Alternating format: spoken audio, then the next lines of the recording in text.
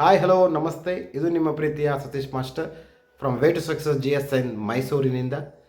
Episode number 17ಗೆ ತಮಗೆಲ್ಲರಿಗೂ ಸ್ವಾಗತವನ್ನು ಕೋರುತ್ತಾ ಈ ದಿನದ ಎಪಿಸೋಡನ್ನು ಆರಂಭಿಸುವ ಮುನ್ನ ಒಂದಷ್ಟು ಶಿಕ್ಷಣ ಕ್ಷೇತ್ರಕ್ಕೆ ಸಂಬಂಧಪಟ್ಟಂತಹ ವಿಚಾರವನ್ನು ಹಂಚಿಕೊಳ್ಳುವ ಹಂಬಲ ಎಪಿಸೋಡ್ನ ಟೈಟಲ್ ನಮ್ಮ ಮುಂದೆ ತಂದಿಟ್ಟಿದೆ. ಏನಪ್ಪ ಅಂಥದ್ದು, ಶಿಕ್ಷಣಕ್ಕೆ ಸಂಬಂಧಪಟ್ಟ ಹಾಗೆ ಏನು ಮಾತಾಡಬಹುದು? All are educators, knowingly or unknowingly, everyone teaching us in one or the other way. ನನಗೆ ಶಿಕ್ಷಣವನ್ನು ನೀಡಲು ಶಿಕ್ಷಕನೇ ಆಗಬೇಕಿಲ್ಲ. ಆತ ಅವಿದ್ಯಾವಂತನಾಗಿದ್ದರೂ ಕೂಡ ತನ್ನ ಕಾರ್ಯವೈಖರಿಯ ಮುಖಾಂತರ, ತನ್ನ ಕರ್ತವ್ಯಗಳ ಮೂಲಕ ಹಲವಾರು ಪಾಠಗಳನ್ನು ನಾವು ಕಲಿಯುತ್ತಿದ್ದೇವೆ, ಕಲಿಸುತ್ತಾ ಬಂದಿದ್ದಾರೆ. ಕಲಿಯಬೇಕಾದ ಪರಿಸ್ಥಿತಿ ನಮ್ಮ ಮುಂದೆ ಇದೆ. ಶಿಕ್ಷಕ ಎಂದರೆ ಯಾರು?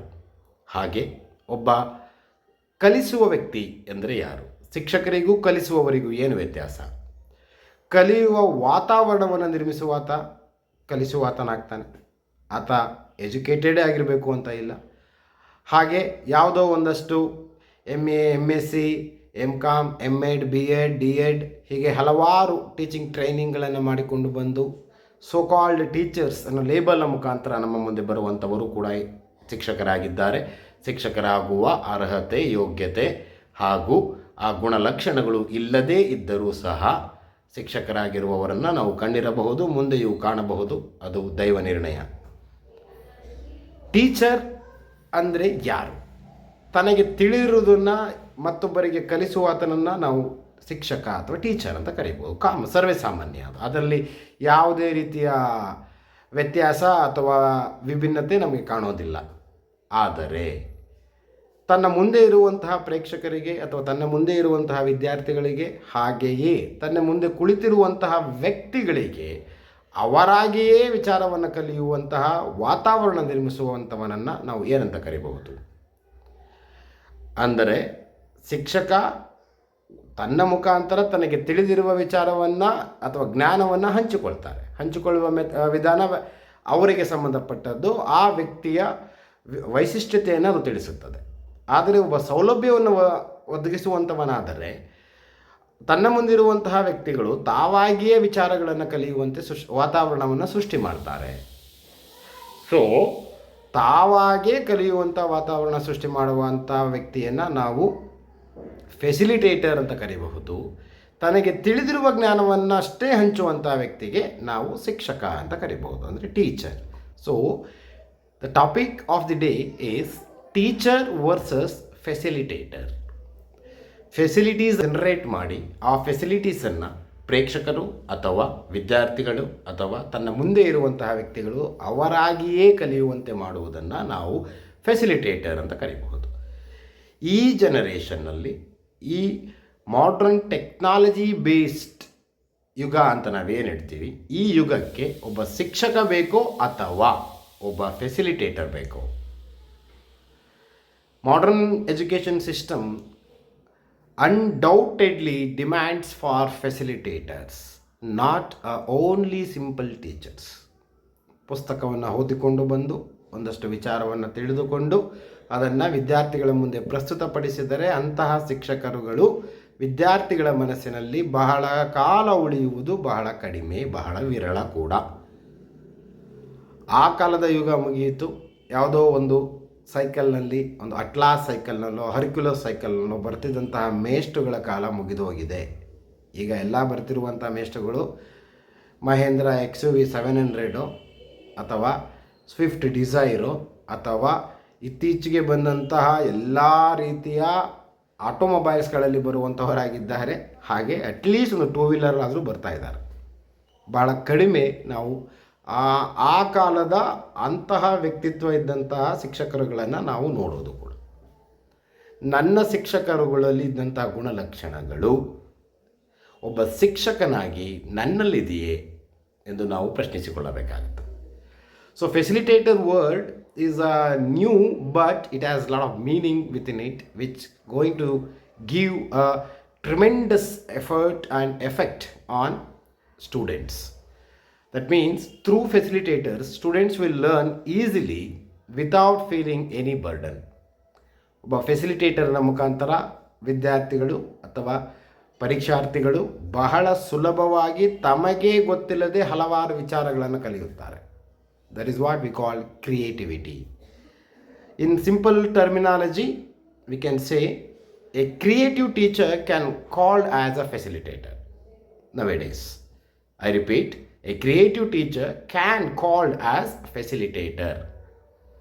ಮೂಲತಃ ಫೆಸಿಲಿಟೇಟರ್ ಕೂಡ ಶಿಕ್ಷಕರೇ, ಆದರೆ ಅವರು ಪಾಠ ಮಾಡುವಂತಹ ವೈಖರಿ, ಪಾಠ ಮಾಡುವಂತಹ ರೀತಿ ಆತನ ಫೆಸಿಲಿಟೇಟರು ಅಥವಾ ಒಬ್ಬ ಸಾಮಾನ್ಯ ಶಿಕ್ಷಕನೋ ಎಂದು ನಿರ್ಧರಿಸುತ್ತದೆ.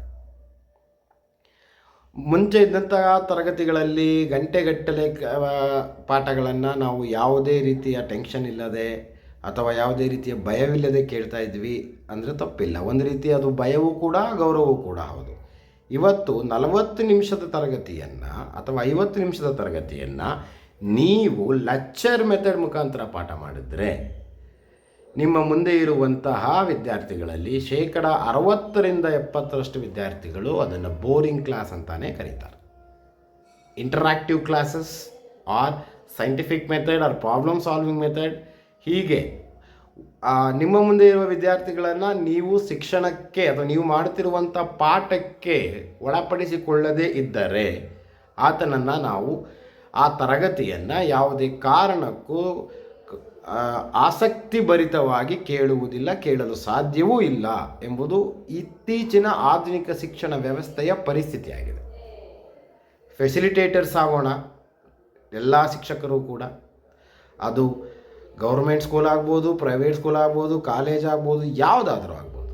ನಮಗೆ ತಿಳಿದಿರುವಂಥ ವಿಚಾರಗಳನ್ನು ನಾವು ಫೆಸಿಲಿಟೈಸ್ ಮಾಡುವ ಮುಖಾಂತರ ಪ್ರಸ್ತುತಪಡಿಸಿದರಷ್ಟೇ ಆ ತರಗತಿಯ ಮೌಲ್ಯ, ತರಗತಿಯ ವ್ಯಾಲಿಡಿಟಿ ಅಂತ ನಾವೇನು ಹೇಳ್ತೀವಿ, ಆ ವ್ಯಾಲಿಡಿಟಿ ಲಾಂಗರ್ ಟೈಮ್ವರೆಗಿರುತ್ತೆ.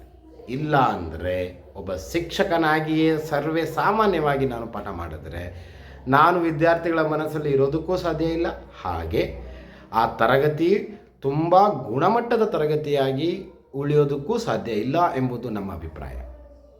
ಒಂದು ಸಣ್ಣ ಉದಾಹರಣೆ ಹೇಳೋದಾದರೆ, ಜೀವಿಗಳ ಗುಣಲಕ್ಷಣಗಳು ಏನು? What are the salient features of living things?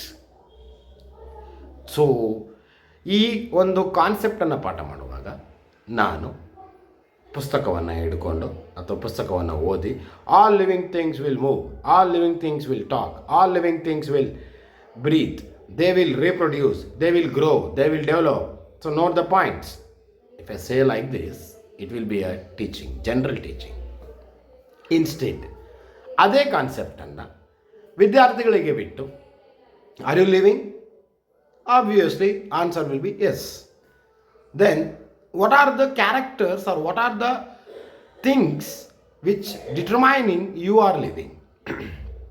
ನೀವು ಬದುಕಿದ್ದೀರಾ ಎಂದು ತಿಳಿಸುವಂತಹ ಗುಣಲಕ್ಷಣಗಳು ಯಾವ್ಯಾವುದು? ಈ ಥರ ಒಂದು ಪ್ರಶ್ನೆಯ ಮುಖಾಂತರ ಮಕ್ಕಳನ್ನು ನಾವು ನಮ್ಮ ವಿಚಾರಕ್ಕೆ ಎಳೆದುಕೊಂಡ್ರೆ ಮಕ್ಕಳೇ ಆನ್ಸರ್ ಮಾಡ್ತಾರೆ.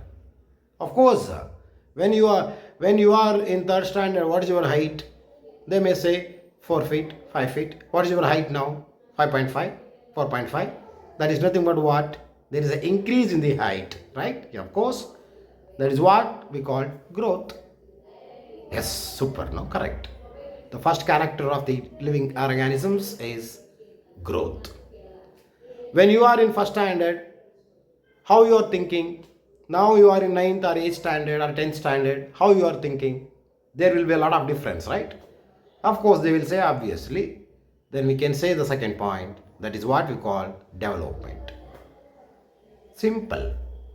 So, while presenting a concept, on what base we are going to present and which method we are going to utilize, that counts a lot and finds a lot regarding the interest of the classroom. ಮಕ್ಕಳಿಗೆ ತಲುಪದಂತಹ ಪಾಠವನ್ನು ಒಬ್ಬ ಶಿಕ್ಷಕ ಮಾಡುತ್ತಿದ್ದರೆ ಆ ಪಾಠವನ್ನು ಮಾಡದೇ ಇದ್ದರೆ ಉತ್ತಮ. ಫೈನಲಿ ನಾವೇನು ಹೇಳ್ತಾ ಇದ್ದೀವಿ, ಒಬ್ಬ ಶಿಕ್ಷಕ ಅಥವಾ ಒಬ್ಬ ವ್ಯಕ್ತಿ ನೀಡುತ್ತಿರುವಂಥ ವಿಚಾರ ತನ್ನ ಪ್ರೇಕ್ಷಕರಿಗೆ ಅಥವಾ ತನ್ನ ವಿದ್ಯಾರ್ಥಿಗಳಿಗೆ ತಲುಪುತ್ತಿಲ್ಲ ಅನ್ನೋದಾದರೆ ಆ ವ್ಯಕ್ತಿ ಆ ವಿಚಾರವನ್ನು ಯಾಕೆ ಹೇಳಬೇಕು, ಯಾಕೆ ನೀಡಬೇಕು? ಸೊ ವಿಚಾರ ತಲುಪುವಂತೆ ಮಾಡುವುದು ಒಬ್ಬ ಫೆಸಿಲಿಟೇಟರ್ನ ಕೆಲಸ ಆಗಿರುತ್ತೆ. ಫೆಸಿಲಿಟೇಟರ್ ಅದನ್ನು ತುಂಬ ಸುಲಭವಾಗಿ ಮಾಡ್ತಾನೆ. ಆದರೆ ಒಬ್ಬ ಶಿಕ್ಷಕ ಆ ವಿಚಾರವನ್ನು ತಲುಪಿಸೋದ್ರಲ್ಲಿ ತನ್ನ ವಿಧವನ್ನು ಅಥವಾ ತನ್ನ ಮೆಥಡನ್ನು ಬದಲಾಯಿಸ್ಕೊಳ್ಳಿಲ್ಲ ಅಂದರೆ ಆ ವಿಚಾರ ಮಕ್ಕಳ ತಲೆಯಲ್ಲಿ ದೀರ್ಘಕಾಲ ಉಳಿಯೋದೂ ಇಲ್ಲ, ಪರೀಕ್ಷೆಯಲ್ಲಿ ಅವರು ಉತ್ತಮ ಅಂಕ ಗಳಿಸೋದಕ್ಕೂ ಸಾಧ್ಯ ಇಲ್ಲ, ಹಾಗೆ ಮಕ್ಕಳ ಮನಸ್ಸಿನಲ್ಲಿಯೂ ನಿಲ್ಲೋದಕ್ಕಾಗೋದಿಲ್ಲ. ಒಬ್ಬ ಕ್ರೀಡಾ ಚಟುವಟಿಕೆಯನ್ನು ಮೆಚ್ಚುವಂತಹ ವಿದ್ಯಾರ್ಥಿಗಳು ಅಥವಾ ಸ್ಪೋರ್ಟ್ಸ್ ಪೀರಿಯಡ್ಸ್ಗೆ ಹಾತೊರೆಯುವಂಥ ವಿದ್ಯಾರ್ಥಿಗಳು ಒಂದು ವಿಜ್ಞಾನ ತರಗತಿಗೆ ಅಥವಾ ಒಂದು ಗಣಿತ ತರಗತಿಗೆ ಅಷ್ಟು ಆಸಕ್ತಿಯನ್ನು ತೋರೋದಿಲ್ಲ. ಅದು psychological factor. That means if a student likes the teacher, ultimately they will like the teaching also. If they won't like the subject or subject teacher, then how to generate that interest, or how to make them to like me or as a teacher? I shall not work as a teacher, I have to work as a facilitator. If I am able to work as a facilitator, ultimately the 100% result will reach and we are going to achieve our goal undoubtedly. That is what the theme, the title says, the teacher versus facilitator. My dear all well-wishers and my dear teaching faculties as well, or in general, my dear well-wishers, all, it is applicable to everyone, not only for a teacher. If any person, it may be a leader or it may be a student also. When student conveying a message, if he goes with the practical examples, automatically the content will reach the audience undoubtedly. We are repeating again. So facilitator present himself or herself 100% when she becomes a facilitator or he becomes a facilitator, not only a teacher. So whenever you find a stage, it may be any kind of stage, it may be a public speaking, or it may be a general teaching class, or it may be a when you are communicating with your relatives, friends, or any other, try to facilitate the situation, not only a simple teaching. The generator of the good knowledge or the transfer of good knowledge will take place securely and successfully if she or he become a facilitator, not only a teacher. So let's try to be a facilitator, not as only a teacher, by using lecture methodology or deductive methodology. Let us go with the facilitating the contents by making students to learn by their own, by creating such a learning environment inside the classroom as well as in that particular situation. If a situation get converted into a learning environment, automatically the result will be 100% and facilitator will reach his goal easily. So try to be a facilitator rather than a common teacher. But we repeat, all facilitators can be a teacher, but all teachers are not facilitators. I repeat, all facilitators can become a teacher, but all teachers cannot or are not able to become a facilitators. That's what the message from the episode.